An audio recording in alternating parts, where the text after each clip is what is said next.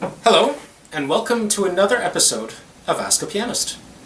My name is Andrew Ahrens, and today we'll be looking at an articulation concern that is surprisingly common in pianists and yet very rarely talked about.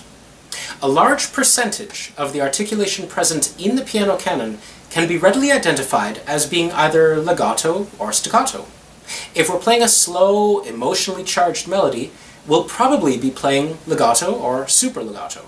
Alternatively, in fast, rhythmically charged movements, we'll be using quite a lot of staccato to increase the effectiveness of accents. Articulation that exists in between these two extremes of legato and staccato are in many ways ignored or relegated to special effects, called upon in rare circumstances. In essence, our control of the release point on a note, or when the damper engages with the string, is not as studied and controlled as it should be. Therefore, on today's episode, we're going to look at this very problem. First, let's consider an occasion where it's necessary to play staccato in one hand and legato in another.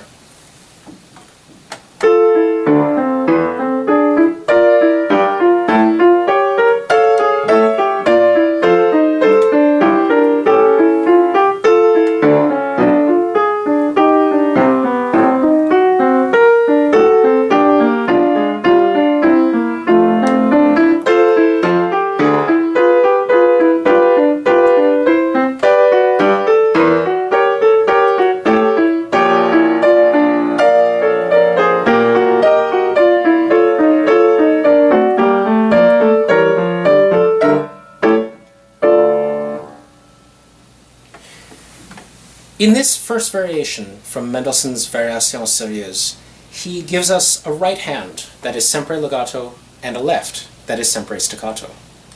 In normal circumstances, we'd put priority on the legato right-hand melody in terms of sonic result, and therefore the use of the damper pedal might creep in. But if I play it with pedal, you can hear that the left-hand staccatos stop being uniform, and in some cases are removed entirely.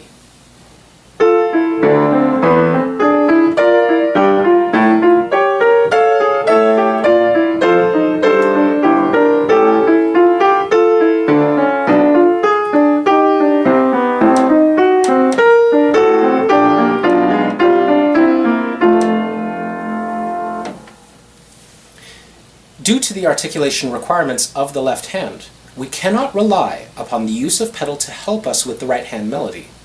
Mendelssohn knows this, and that's why he carefully dictates what is held and what is to be detached.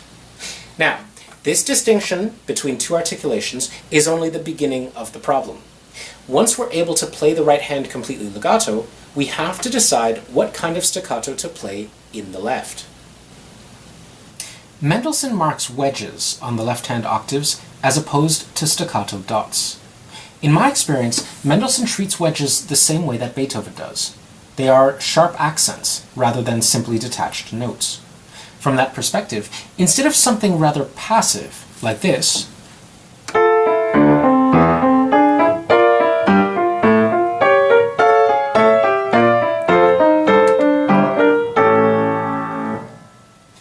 we should do something a little more aggressive, like this.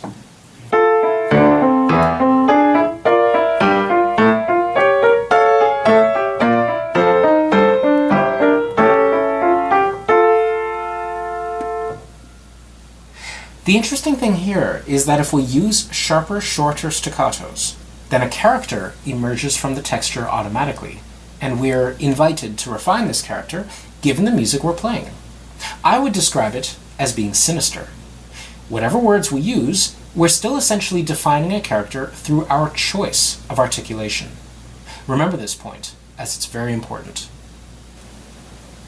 So far, what we have is a situation where the extremity in release point has been called for, a sharp, accented, detached note. Considering that Mendelssohn marks this throughout the variation, aside from two important octaves and the closing section, the basic performance assumption is that each wedge is the same, and the left-hand notes that do not have a wedge shall be treated differently. As you've probably guessed by now, I never consider each wedge marking to be identical in terms of actual performance. And this is where we now begin to consider the core of our episode today. Our first little phrase goes like this.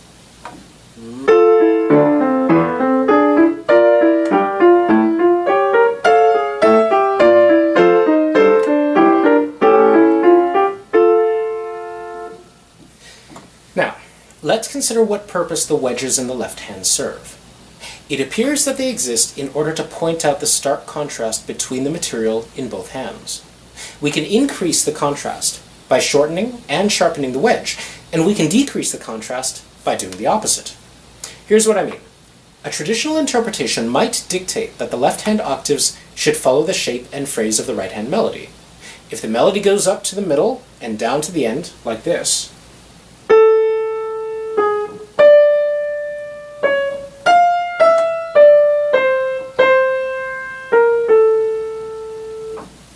then the left-hand octaves should start less percussive, grow to be more percussive in the middle, and then soften out by the end like this.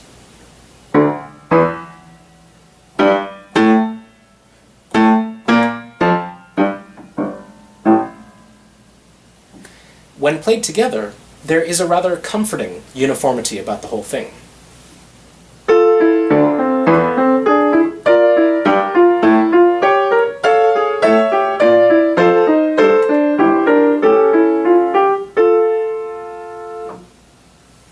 This is a first step.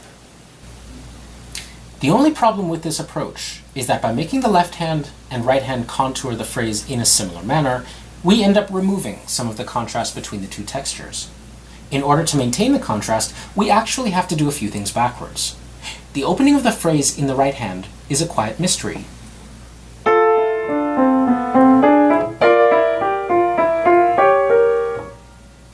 It is a very powerful effect to interfere with this phrase by making sure the left hand is extra sharp in the attack. Instead of this,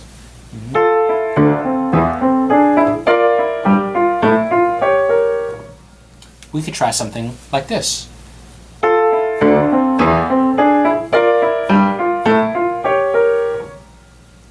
Similarly, when the phrase ends at the bottom,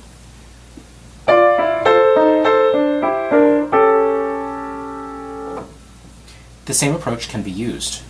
Instead of a softer attack and decay in the left hand like this,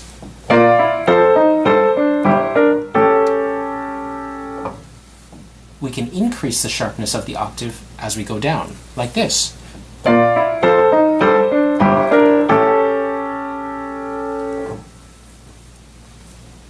This maintains a very clear contrast to what is happening in the right hand, while still allowing the audience to hear the phrase as it moves forward. The top of the phrase actually presents the most difficult area of choice, because it really does work both ways. I prefer to soften the attack and release of the octaves at the top, because the hope is that the audience has now become accustomed to the difference of articulation, and therefore are listening not to the contrast, but to the melody in the right hand. Instead of this,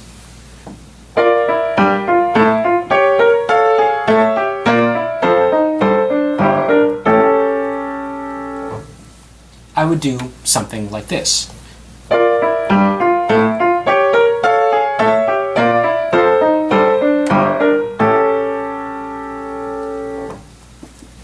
As a whole, this variation becomes quite menacing.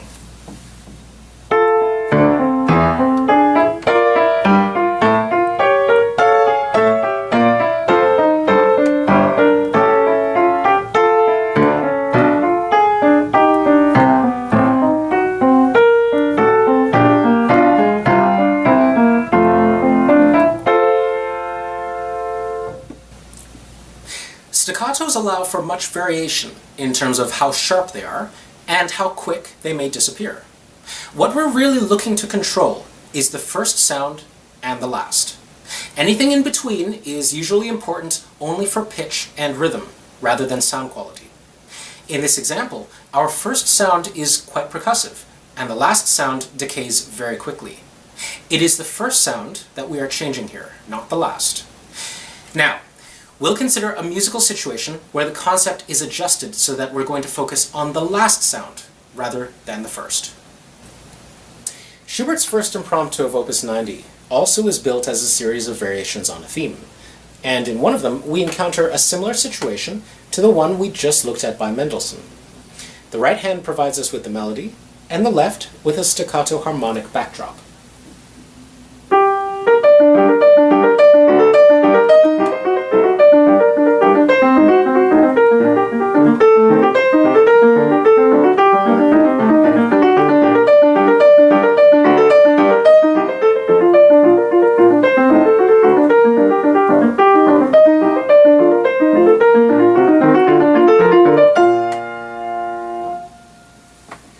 Schubert's writing for the piano, in some ways, falls into the tradition of using the instrument to represent others, or at least the effects that other instruments can achieve.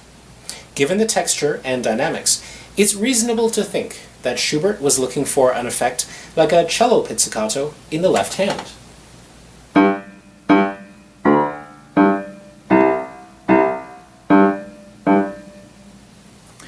It certainly fits the dynamic and articulation markings, and when performed on a period instrument, this effect is undeniable. If we decide to perform this effect, then we really do have to focus on the end of the note rather than the beginning. Creating a pizzicato effect on the piano is all about softening the first sound impact so that it's not accented. Instead of this, you get something like this.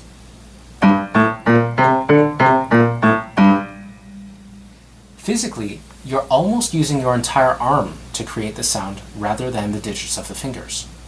The real selling point of the sound effect, however, comes from how we release the note. The modern piano dampens notes reasonably well. We can get a noticeable cut to the sound, almost an accent of silence.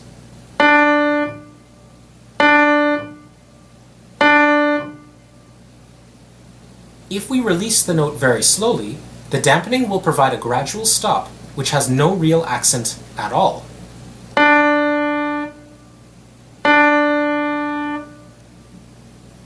A pizzicato on a string instrument usually decays somewhere in between what I just demonstrated, where, on the one hand, the decay is rather fast, but on the other hand, there is no accent of silence.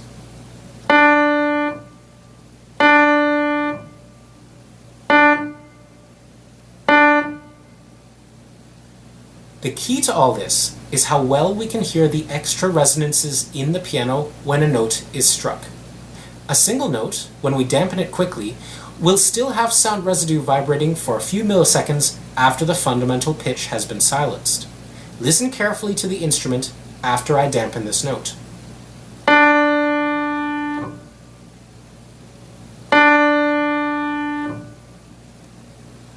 Now, if I try to match the decay of the residue sound, in terms of how quickly that sound disappears, then hopefully the principal note being dampened will decay in sync with the residue vibrations in other parts of the instrument.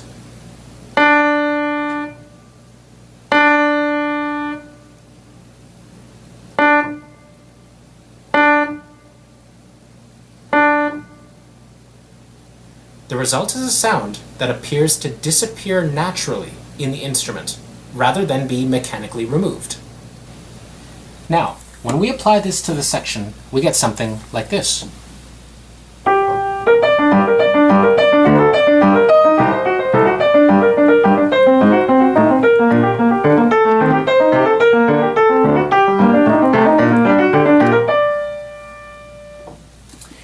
This, of course, is not the end of the problem, because the rule still applies that we cannot treat each note the same because of their differing functions harmonically and structurally.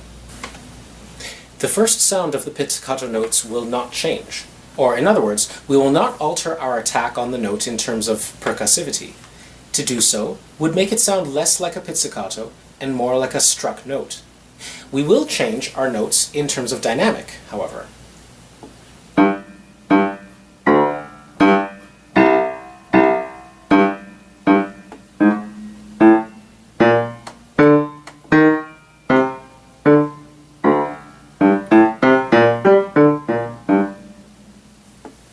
Also, compared with the Mendelssohn situation, it seems to work best if we actually allow the left-hand pizzicato to to follow the shape and line of the main melody.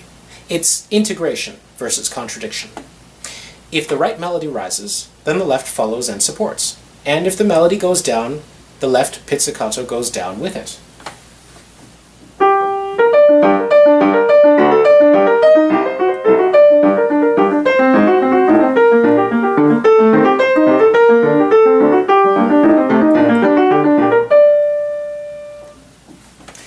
The last element involves adjusting how the pizzicato note decays. It's not enough to create the initial effect, following the natural decay of residual sounds in the instrument, but we have to remember that pizzicato on stringed instruments is also varied by instrumentalists depending on the situation, and this variation can appear due to the use of different fingers to pluck the string, different modes of vibrato used versus a pizzicato on an open string, as an example, and of course the individual resonant patterns of the instrument being used. The point is, no two pizzicatos are alike, and it's their decay pattern that is what changes the most noticeably. The first phrase seems to drive to the middle.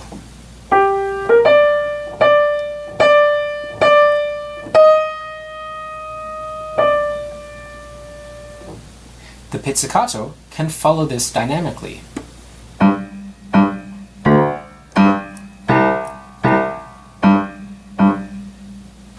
But it's also useful to lengthen the louder pizzicato notes, which gives the auditory impression of the natural consequences of playing a pizzicato on a stringed instrument.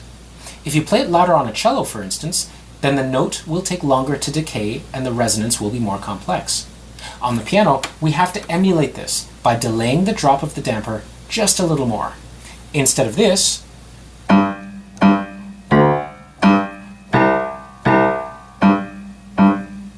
we can try to do something like this.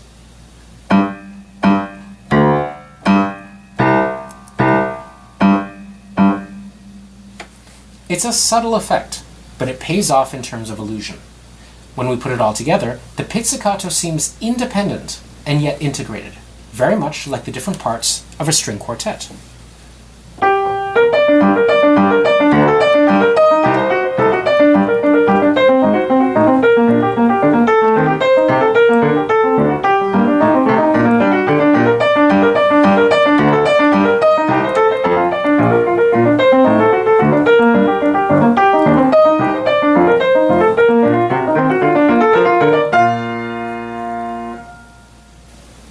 So, that's it for this episode of Ask a Pianist. Until next time, keep practicing, and take time to experiment with how you release your notes. This control is necessary, and it's guaranteed to take your playing to a higher level. Bye for now.